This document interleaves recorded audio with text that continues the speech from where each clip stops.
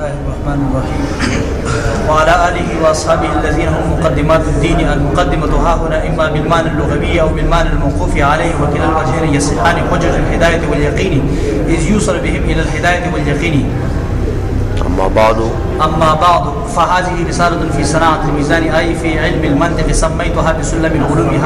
هذه التسمية بالنظر إلى المقصود من الكتاب، فإن المنطق وسيلة العلوم كلها. اللهم اجعله بين المتون كالشمس بين النجوم في ضياء والشهرة واختفاء غيره من المتون عند ظهوره.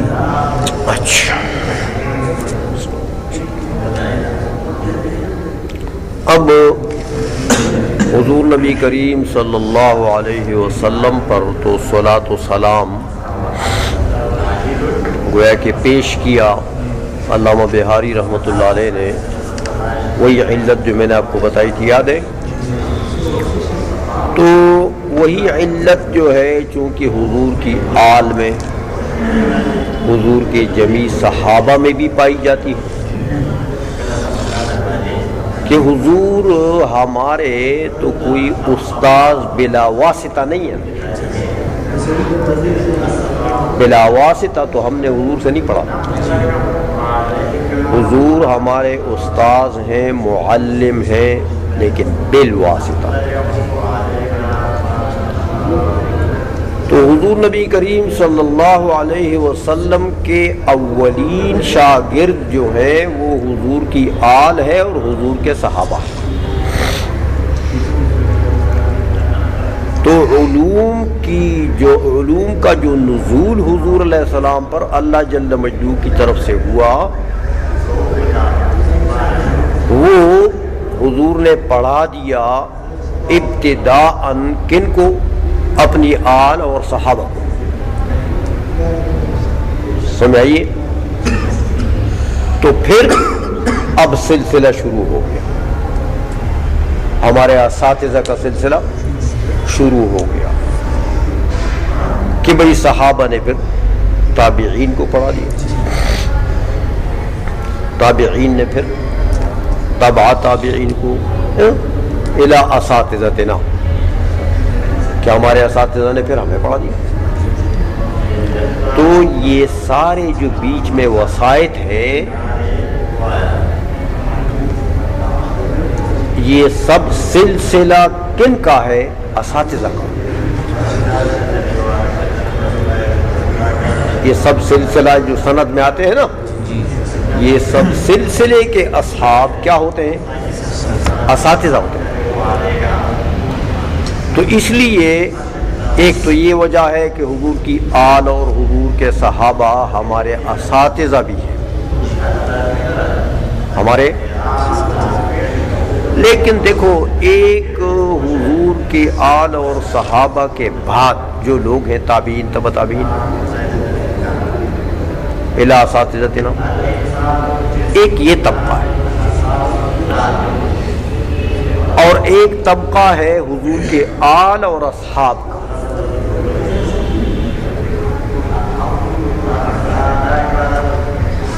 وہ جو حضور کی آل اور اصحاب ہیں تو ہمارے اساتذہ بھی ہیں، یہ بھی حیثیت ہے. لیکن اس حیثیت سے علاوہ، اس کی حیثیت کے علاوہ حضور نبی کریم صلی اللہ علیہ وسلم نے ان کے اور بھی زیادہ فضائل بیان کیے ہیں. ہمارے استاذ ہو گئے تو ہمارے اوپر تو حق ہو گیا کہ حضرت علی مرتضیٰ نے فرمایا کہ جس سے میں نے ایک حرف پڑھا میں اس کا غلام، مجھے بازار میں بیچے یا مجھ سے خدمت لے، تو میں تو ہوں غلام. اب غلام کی کیا ضرورت ہے جو آقا سے کہے کہ کیا کام مجھ سے لو، جو مرضی لیتا رہے. تو استاذ کی حیثیت سے تو ان حضرات کا ہم پر یہ حق ہو گیا. تو ظاہر بات ہے کہ ہمارے لیے تو اصحاب حق ہیں، ان کا حق ہے ہمارے. لیکن صحابہ اور حضور کی آل کا اس سے بھی زیادہ حق ہے، استاذی کی حیثیت سے بھی زیادہ حق ہے، کیونکہ حضور نبی کریم صلی اللہ علیہ وسلم نے اپنی آل اور صحابہ کے فضائل مختلف جہات سے بیان کیے، مختلف جہات سے بیان کیے۔ دیکھو علم کے لحاظ سے فضائل بیان کیے، تو چاہے کوئی عالم ہمارا استاذ ہے یا نہیں ہے، بحیثیت عالم دین کے اس کا ہمارے اوپر حق ہے کہ ہم اس کا ادب کریں، اس کا احترام کریں۔ ہمارے استاذ نہیں لیکن ایک اچھا عالم دین ہے، صحیح عقیدے کا، ہاں، تو بحیثیت عالم دین کے ہمارے اوپر اس کا حق بنتا ہے کہ ہم اس کا احترام کریں، کیونکہ حضور نبی کریم صلی اللہ علیہ وسلم کے دین کا وارث ہے۔ سمجھائیے، تو مطلب یہ ہے کہ صحابہ کرام کے باقی جہاد سے بھی حضور نے فضائل بیان کیے، اس لیے صحابہ حضور کی آل ان کا بھی ہمارے اوپر کئی جہاد سے حق ہے،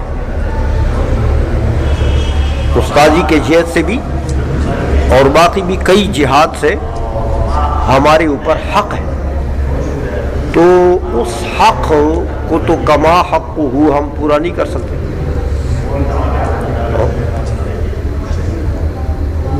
لیکن وہ جو مقولہ ہے کہ ما لا یدرک کلہ لا یترک کلہ، جو چیز آپ کل بکل حاصل نہیں کر سکتے ہو تو اس کو کل بکل چھوڑنا بھی تو نہیں چاہیے، سارے کے سارے کو چھوڑنا بھی تو نہیں چاہیے، جتنی تمہیں توفیق ہے اتنا تو کرو۔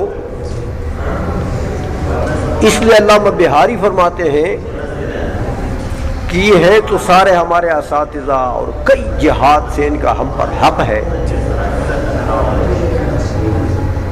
اس لیے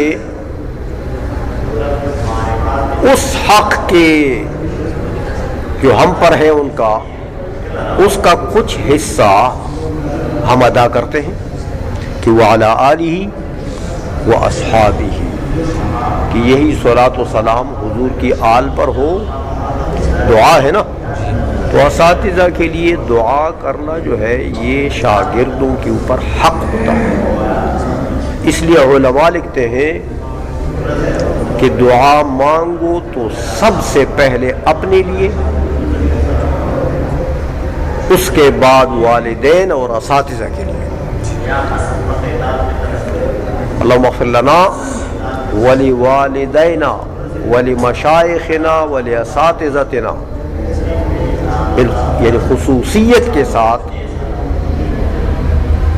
اپنے مشائخ، وہ بھی استاد ہوتے ہیں، اپنے اساتذہ وہ تو ہے ہی استاد،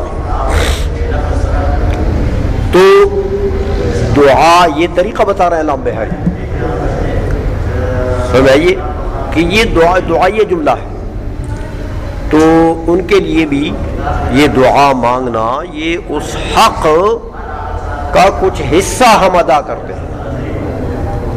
اس لیے فرمایا کہ یہی صلاۃ و سلام حضور کی آل پر بھی ہوں اور حضور کے جمی صحابہ پر بھی، جمع کی اضافت ہے نا، جمی صحابہ اصحابہ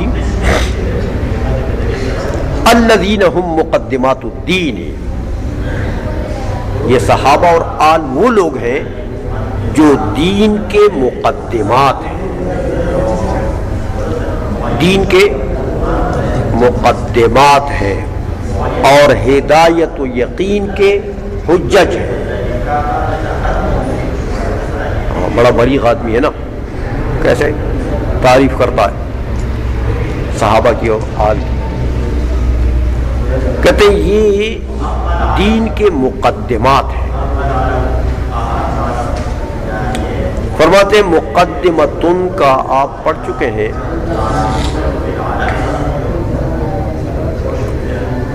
کہ ایک لغوی معنی ہے،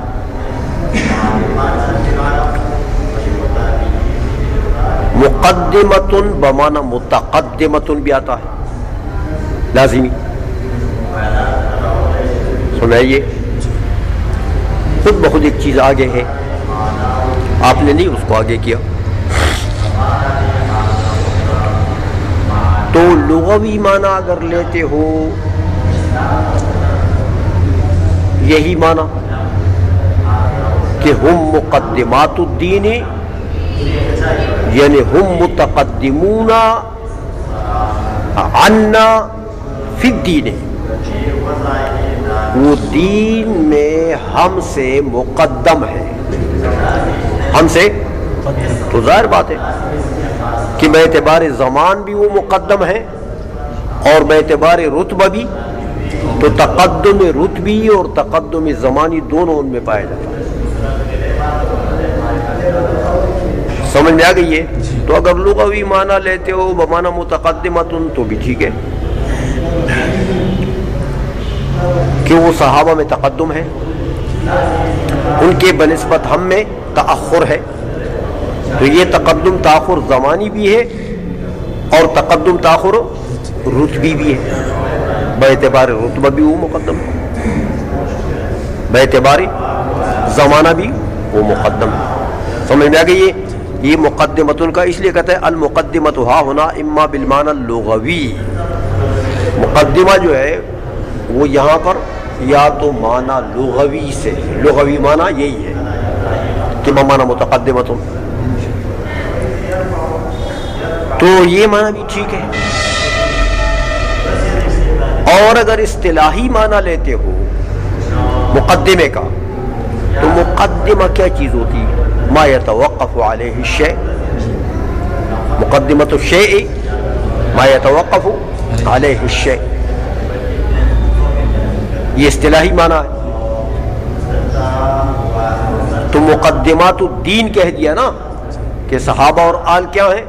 دین کے مقدمات ہیں. تو مطلب کیا ہوا کہ دین ان کے اوپر موقوف ہے. دین ان کے اوپر، دیکھو واقعی دین کا ثبوت، دین کا ہم تک نقل ما بعد، یعنی صحابہ کے ما بعد تک نقل، جیسے تابعین تک، تابعین سے نقل تبع تابعین تک، یہ نقل جو ہے دین کا یہ صحابہ پر موقوف نہیں ہے. کوئی صحابی اگر کسی حدیث کی روایت نہیں کرتا تو وہ حدیث ثابت ہو سکتی ہے؟ کیا خیال ہے؟ صحابی، کسی صحابی نے وہ بات سنی نہیں، وہ روایت ہی نہیں کرتا. تو تابعی 1000 مرتبہ کہے، زیادہ سے زیادہ اس کو بہت قوی روایت ہوگی اور بہت قوی سند ہوگی تو آپ حدیث مرسل کہہ دیں گے. تو مرسل میں بھی تو اختلاف ہے کہ مرسل قابل قبول ہے کہ نہیں ہے. امام شافعی اور ان کے مقلدین تو مرسل کو قابل احتجاج ہی نہیں سمجھتے، وہ کہتے ہیں یہ حدیث صحیح نہیں، صحابی کا قول نہیں تو قابل احتجاج ہے ہی نہیں. ہمارے امام اعظم رحمۃ اللہ علیہ نے تھوڑا سا ارخائے اعلان کیا ہے. انہوں نے فرمایا کہ بھئی مرسل جو ہے اس کو دیکھیں گے کہ اس سے مسئلہ عقلیہ ثابت ہوتا ہے یا نقلیہ، سماعی بات میں وہ روایت ہے ہاں یا قیاسی میں. اگر قیاسی میں ہے تو پھر حدیث نہیں، سمجھ آئیے. اور اگر سماعی ہے تو پھر یہ محمول ہے سماع من الصحابی پر کہ کسی نہ کسی صحابی سے اس تابعی نے، ہاں کیونکہ یہ تو مطلب ہے کہ سمعی چیز ہے. تو اگر روایت ثقہ ہو، باقی تمام روات جتنے ہیں وہ سب بالکل صادقین ہو اور عادلین ہو تو لیکن جب صحابی کا قول نہ ہو تو مسئلہ ڈاواڈول ہو جاتا ہے. بہت سے ائمہ اس سے احتجاج ہی نہیں کرتے. ہاں سمجھ میں آ گئی ہے. اس لیے صحابہ جو ہے وہ کیا ہے؟ موقوف علیہ ہیں دین کے لیے. موقوف علیہ ہیں. دیکھو اب صحابہ جو روایت کرتے ہیں بس اس میں کوئی اختلاف نہیں ہے. سمجھ میں آئیے. اب پیچھے کے روات میں گڑبڑ ہو جائے تو ہو جائے، ورنہ صحابہ کی روایت میں، اہل بیت کی روایت میں تو کوئی تنقید جرح جائز. الصحابۃ کلھم عدول، تو وہاں تو مسئلہ اجماعی ہو گیا. تو یہ جو صحابہ ہیں یہ موقوف علیہم بن گئے دین کے لیے کہ نہیں بنے؟ اگر یہ روایت دین کا نہ کرتے تو میدان خالی تھا دین سے. دین سے میدان خالی تھا. تو انہی صحابہ کے اوپر دین جو ہے وہ موقوف ہو گیا. اس لیے کہتے ہیں بھائی دونوں معنی مقدمتن کے صحیح ہے. اسی لیے ملاسن فرماتے ہیں کہ دیکھو وکیل الوجہین یصحان، مقدمتن کے جو دونوں وجہ ہیں لغوی اور اصطلاحی یہ دونوں صحیح ہیں. آئی سمجھ میں؟ اچھا آگے فرمایا کہ حجج الہدایت والیقین، یہ جو صحابہ ہیں یہ کیا ہے؟ یہ حجج ہے ہدایت و یقین کے. حجت تو آپ جانتے ہیں حجتن کی جمع ہے. حجت کا لغوی معنی آپ پڑھ چکے ہیں، بمعنی غلبہ. اور اصطلاح میں حجت کہتے ہیں کس کو؟ وہ جو مقدمات معلومہ جو آپ کو مجہول تصدیقی تک پہنچا دے. سمجھائیے. تو وہ جو حجت ہے گویا کہ دعوے کا ثبوت اس حجت کے اوپر کیا ہوتا ہے؟ موقوف. اور وہ حجت اس دعوے کے لیے کیا چیز ہوتی ہے؟ مثبت. کیا چیز ہوتی ہے؟ ہاں، یعنی حجت جو ہے وہ فائدہ دیتی ہے ثبوت دعویٰ کا. ثبوت حجت کا لب لباب یہ ہے کہ اس کا فائدہ کیا ہوتا ہے؟ ثبوت دعویٰ. کہتے ہیں بھائی یہاں بھی ایسا ہی ہے. اذ یوصل بہم الی الہدایۃ والیقین، کہ دیکھو جیسے مدعی حجت کے ذریعے سے ثبوت دعویٰ تک پہنچتا ہے تو حجت ذریعہ بنا، دلیل ذریعہ بنی. کس کے لیے؟ فوز بالدعویٰ کے لیے، کہ دعوے میں وہ کامیاب کیوں ہوا، دعوے تک وہ کیوں پہنچا. اس لیے کہ اس نے حجت پیش کر. تو کہتے ہیں یہ حضور کی آل اور حضور کے صحابہ جو ہے بالکل یہ یقین اور ہدایت کے لیے ایسے ہی، یقین اور ہدایت کے لیے ان کے ذریعے سے ہدایت تک پہنچا جا سکتا ہے. اور اگر صحابہ سے منہ موڑ لیا، حضور کی آل سے منہ موڑ لیا تو ہدایت تک. اسی لیے تو حضور نے فرمایا کہ اصحابی کالنجوم بأیہم اقتدیتم اہتدیتم. آئی سمجھ میں؟ تو جو یہ حجج کا لفظ بول دیا یہ بھی اپنے معنی پر صحیح ہے، لیکن کلام تشبیہی ہے. کلام کہ صحابہ اور اہل بیت جو ہیں یہ حقیقتاً تو حجت نہیں ہے نا، وہ تو کوئی مقدمات نہیں ہے. ہاں معلومات تصدیقیہ تو نہیں ہے کہ ان کے ذریعے سے دعوے تک پہنچا جا سکے. تو حجج کا اطلاق ان کے اوپر کیا ہے؟ تشبیہ، کہ ان کی تشبیہ دی ہے کس کے ساتھ؟ دلیل کے ساتھ، حجت کے ساتھ. ہاں تو پھر ذکر کس کا ہوا؟ حجج کا. مراد کون ہے؟ صحابہ عائشہ میں. تو بہرحال اذ یوصل بہم الی الہدایۃ والیقین، یہ خطبہ علامہ بہاری کا بڑا بلیغ خطبہ ہے. آپ نے دیکھ لیا کہ عجیب خطبہ لکھا ہے اس شخص نے. سمجھ آئی؟ وہ اپنے پورے اس کا بلاغت و فصاحت اور منطق اور حکمت سب علوم کا اظہار اس میں انہوں نے کر دیا. تو آگے فرماتے ہیں اما بعد فہذہ رسالۃ فی صناعۃ المیزان. باقی باتیں تو آپ پڑھ چکے ہیں، فہذہ کا مشار الیہ وغیرہ، شرط عظیم وغیرہ یاد ہے. تو فی صناعۃ المیزان کہہ دیا، اس لیے ملاسن جو ہے وہ یہاں پر بتاتے ہیں آپ کو کہ ذکر ہے صناعت کا، مراد علم ہے. دیکھو صناعت جو ہے وہ صانع کی کاریگری کو کہتے ہیں. وہ جو صانع، جیسے لوہار ہے، لوہار کا ایک پیشہ ہے وہ لوہاری. ہاں جیسے بڑھئی ہے، بڑھئی ایک صانع ہے، اس کا ایک پیشہ ہے وہ لکڑیوں کا. تو اسی طرح ہر پیشور انسان کو کیا کہتا ہے؟ صانع. تو اس کے پیشے کو کیا کہتے ہیں؟ صناعت، حرفت.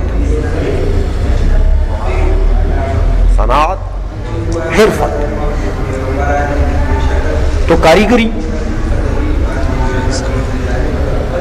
تو اپنے لغوی معنی کے اعتبار سے تو صناعت وہی پیشے کے معنی میں آتا ہے، وہی حرفت کے معنی، علم کے معنی میں نہیں آتا. سمجھائیے. لیکن یہاں پر علامہ بہاری رحمۃ اللہ علیہ نے اس علم کے اوپر اطلاق کر دیا کس کا؟ صناعت کا. ہاں تو اسی لیے ترجمہ کرتے ہیں کہ ذکر صناعت کا ہے، مراد علم ہے. اس لیے کہ ترجمہ کیا کر رہا ہے؟ فی علم المنطق، فی علم المنطق. تو علم مراد لے لیا نا صناعت سے. یہ بھی تشبیہی کلام ہے. سمجھ آ گئی ہے کہ گویا کہ علم منطق، اس کی تشبیہ دے دی کس کے ساتھ؟ صناعت کے ساتھ. ذکر مشبہ کا ہے. سمجھ آئیے. تو اب وجہ تشبیہ کیا ہے وہ بتا رہے ہیں کہ وجہ تشبیہ یہ ہے کہ دیکھو آگے، فَإِنَّ الْمَنْطِقَ وَسِيلَةُ الْعُلُومِ كُلِّهَا. سمجھ آئیے کہ اے بسلم العلوم کا جو وجہ تسمیہ ہے نا، تو کہتے بھائی اس علم، یہ صناعت کا ذکر کیا، مراد اس سے علم لے لیا کہ دیکھو یہ جو کاریگر کا پیشہ ہوتا ہے، کاریگر کا پیشہ ہوتا ہے، حقیقتاً تو وہ علم نہیں ہے، حقیقتاً تو وہ عمل ہے. پیشہ جو بھی ہے وہ تو علم نہیں ہے، وہ کیا ہے؟ عمل. از قبیل عمل ہے وہ، کیونکہ وہ ترکانے لوارے آپ دیکھتے ہیں جو بھی ہے اس کا، اس لیے اس کو ہنر کہتے ہیں. کیا کہتے ہیں؟ حرفت کہتے ہیں، ہنر کہتے ہیں، صناعت کہتے ہیں. تو یہ سب کیا ہیں؟ اعمال. اعمال. اور یہ منطق کیا ہے؟ یہ تو علم ہے. تو عمل، اعمال کا ذکر کیا، مراد علم لیا. موقوف کا ذکر کیا، مراد موقوف علیہ لے لیا. کیا عمل موقوف ہوتا ہے کس پر؟ علم پر. سمجھائیے. تو بتا دیا آپ کو کہ بھائی یہ منطق جو ہے یہ اس کے ساتھ وہ جو ہے کیا نام ہے اس کا صناعت اور حرفت یہ اس کے ساتھ مشابہت رکھتا ہے. کس وجہ سے؟ کہ وہ موقوف ہے، وہ عمل ہے، وہ موقوف ہے کس پر؟ علم پر. عمل فرع ہوتا ہے کس کا؟ علم کا. اسی طرح یہ باقی سارے علوم موقوف ہے کس پر؟ اس منطق پر.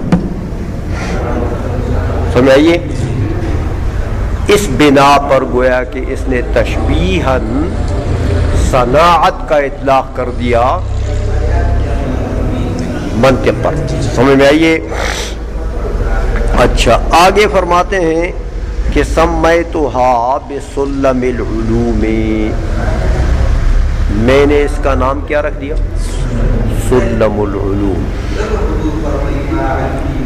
تو کہتے ہیں بھائی اس پر اعتراض ہوتا ہے کہ سلم تو وہ سیڑھی کو کہتے ہیں، وہ جو چھت کی طرف انسان کو پہنچا دیتا ہے، سیڑھی، وہ پوڑیاں، وہ سیڑھی. تو یہ کیا کون سی چھت ہے کہ تم نے سلم نام رکھ دیا؟ ادھر تو چھت نہیں ہے.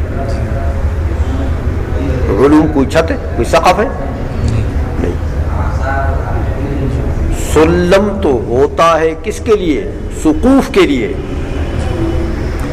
تو علوم کے لیے تو سلم نہیں ہوتا. آئی سمجھ میں؟ اس کا جواب دیتے ہیں سوال کا. ہاں کہتے ہیں بھائی اصل بات یہ ہے کہ هذه التسمیۃ بالنظر الی المقصود من الکتاب، یہ جو نام میں نے رکھا ہے یہ کتاب لکھنے سے جو میرا مقصد ہے، ہاں اس مقصود کی طرف گویا کہ میں نے اس سے اشارہ کر دیا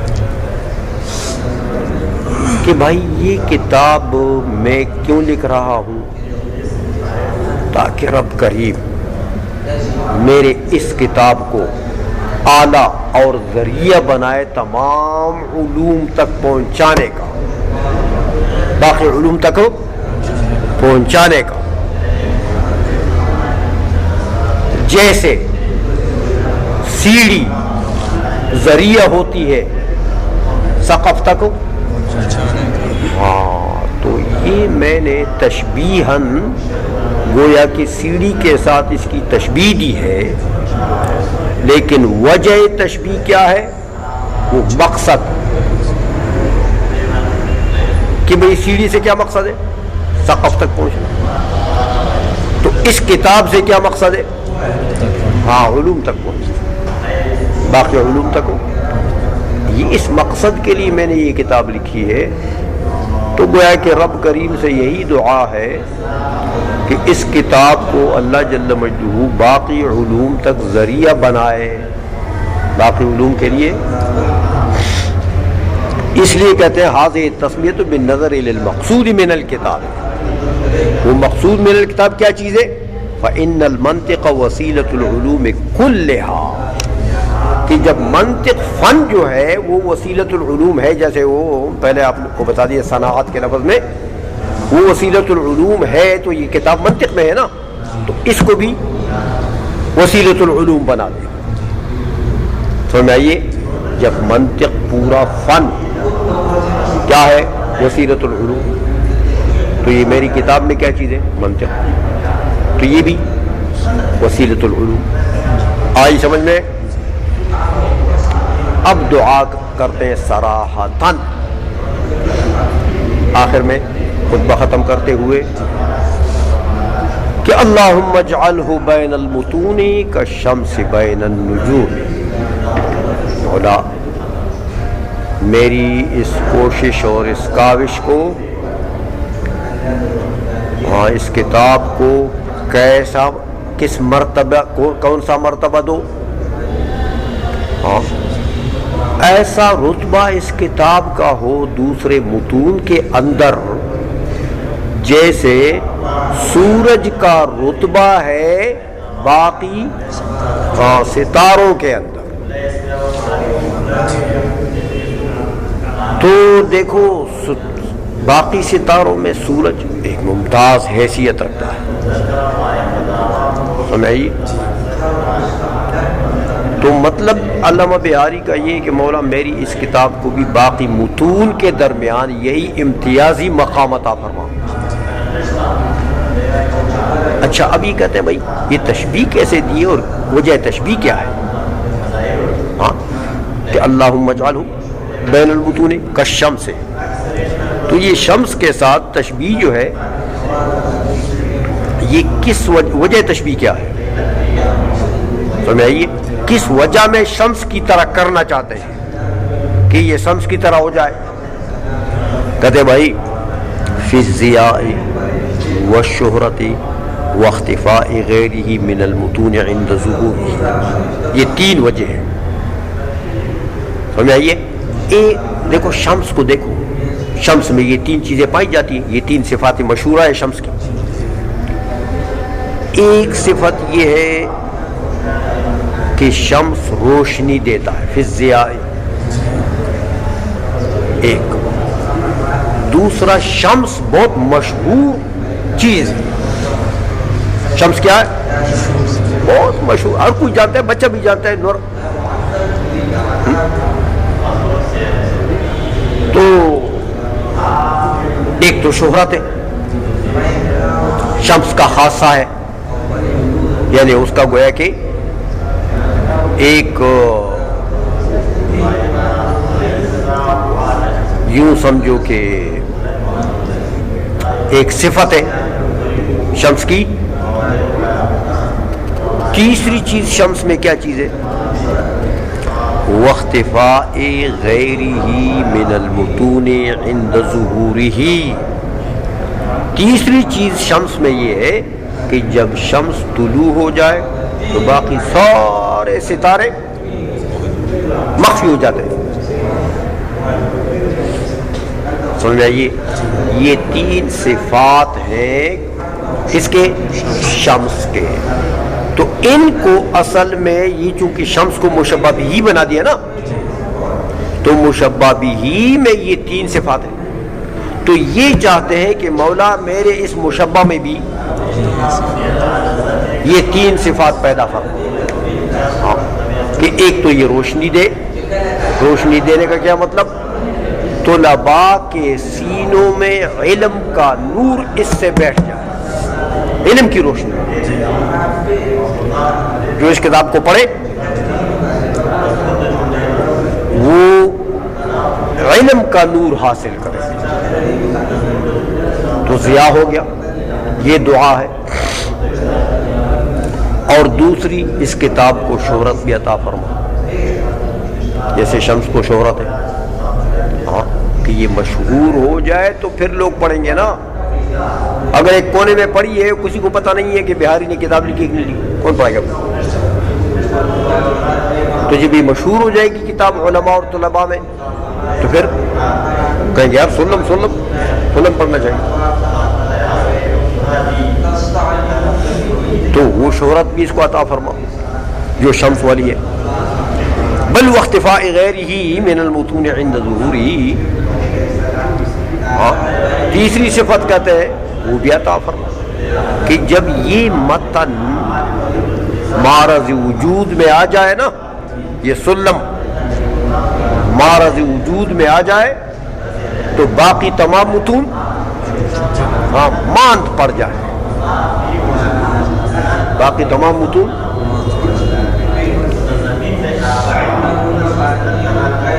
یہ تیسری صفت ہے. اس کے لیے ان تین صفات کے لیے گویا کہ شمس کے ساتھ تشبیہ دی اور دعا میں اپنی کتاب کے لیے ان تین صفات کا طلب کر رہے ہیں کہ میری کتاب کو یہ تین صفات عطا فرما. آئی سمجھ میں؟ اب یہ باقی دو تو ٹھیک ہے لیکن یہ آخر جو ہے وہ اختفاء غیرہ من المتون عند، یہ تو بد دعا ہے.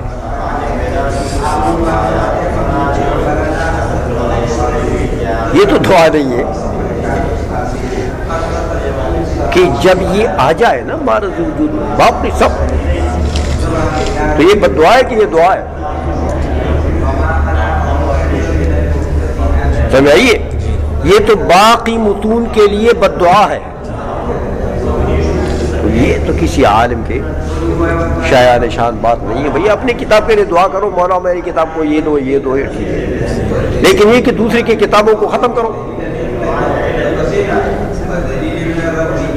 تو یہ تو ٹھیک نہیں، یہ تو بد دعا ہے.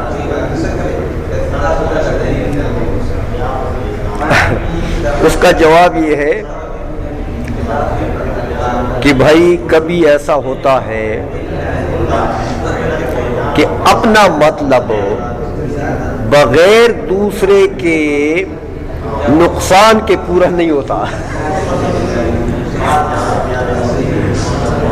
کبھی کبھی اپنا مطلب ایسا ہوتا ہے کہ وہ آپ اپنا مطلب پورا کریں گے تو دوسرے کو نقصان پہنچے گا، یعنی وہ آپ کا فائدہ دوسرے کے نقصان کو متضمن ہے.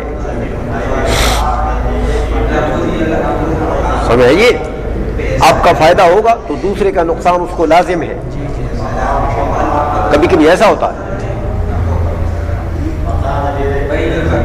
تو یہ بد دعا جو آپ کہہ رہے ہیں، یہ بد دعا بطریقہ التزام نہیں ہے، بطریقہ لزوم ہے.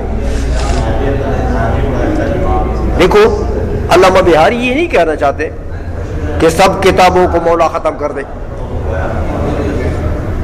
یہ تو نہیں کہا. وہ یہ کہتے ہیں کہ جب میری کتاب معرض وجود میں آ جائے تو اس کو اتنی روشنی ملے، جیسے شمس کی روشنی ہے باقی تارے سارے ماند پڑ جاتے ہیں، تو اس کو اتنی روشنی ملے کہ باقی متون اس کے روشنی میں چھپ جائے. تو اتنی روشنی ملے، اب اتنی روشنی ملے گی تو باقی متون خود چھپ جائیں گے جیسے تارے ہیں. تو اتنی روشنی ملے، یہ مطلوب ہے اس کا، یہی چاہتے ہیں، اسی کی دعا مانگتے ہیں. لیکن یہ مطلوب، اس کو لازم کیا چیز ہے؟ ہاں، دوسروں کا اختفاء، یہ تو اس کو لازم ہے. سمجھائیے کہ جیسے شمس کی روشنی ہے ویسی روشنی اس کو ملے. اب لازم بات ہے کہ اس روشنی کو لازم کیا چیز ہے؟ اختفاء غیر، کہ غیر تو مخفی ہوگا. سمجھ میں آ گئی ہے؟ تو اصل میں ملا حسن رحمت اللہ علیہ کی عبارت میں تھوڑا سا فرق ہے. ماتن کا مطلب یہ نہیں ہے کہ قصدن و بالذات اختفاء غیر کی ہاں کے لیے بد دعا کریں. اس کی عبارت میں فرق یہ ہے کہ اس نے تیسری چیز کیا بنا دی؟ اختفاء غیرہ من المتون عند ظہورہ، تو عند ظہور کو پیچھے کر دیا اور اختفاء کو اس نے مقصودی بنا دیا. تو یہ تو واقعی بد دعا ہے. ایسا نہیں کہنا چاہیے، عبارت یوں کہنی چاہیے ہاں کہ اللہم اجعلہ ظاہرا کالشمس، بس. اب یہ شمس کی طرح ظہور اس کو ملے گا تو اختفاء غیر اس کو لازم ضرور ہے. لیکن بہاری نے دوسرے کے اختفاء کی دعا نہیں کی ہے. بہاری نے تو اپنی کتاب کے ظہور کا شمس کے لیے دعا کی. تو ملا حسن نے مقصودی بنا دیا کس کو؟ اختفاء کو. تو اعتراض اسی لیے ہو گیا کہ یہ تو بد دعا ہے. تو جو لازمی چیز تھی اس کو مقصود بنا دیا. تو اس لیے یہ بد دعا تو بن گئی، ورنہ بہاری کا مقصد ہو یہ اختفا نہیں ہے کہ مولا دوسروں کو مخفی کر دے، یہ نہیں، ان کا مقصد بالذات کیا ہے کہ میری کتاب کو وہ ظہور عطا فرما جو جیسے شمس کا ظہور ہے، یہ ہے۔ اب ظاہر بات ہے کہ اختفاء غیر اس کو لازم ہے، لیکن وہ مقصود تو نہیں ہے۔ تو بہاری نے بد دعا نہیں کی ہے، ملا حسن نے عبارت میں گڑبڑ کر کے اس کو بد دعا بنا دیا، سمجھ میں آئیے؟ تو یہ عبارت ٹھیک نہیں ہے، اختفاء کا لفظ مقصود بنا دینا، سمجھ آئیے؟ تو بلکہ یوں کہنا چاہیے کہ ایسا ظہور میری اس کتاب کو عطا فرما جیسے شمس کا ظہور ہے، تو یہ دعا یہ ٹھیک بات ہے، آئی سمجھ میں؟ اور اختفاء غیر تو پھر یہ غیر ہی مقصود چیز ہے، یہ تو اس کو بطریقہ لزوم لازم رہے گا، وہ بہاری کے دعا میں تو وہ شامل نہیں ہے، آئی سمجھ میں؟ یہ اس کا جواب ہے۔ ہاں چلو ہو گیا۔